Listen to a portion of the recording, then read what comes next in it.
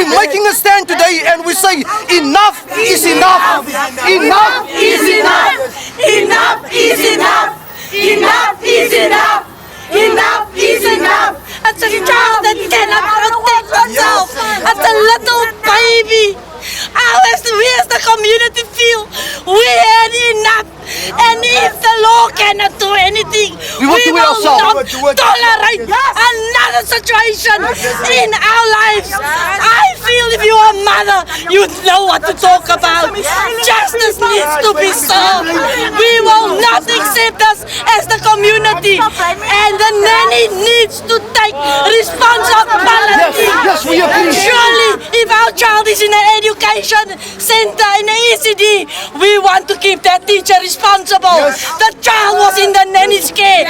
Why should she come free of it? Why? There is evidence.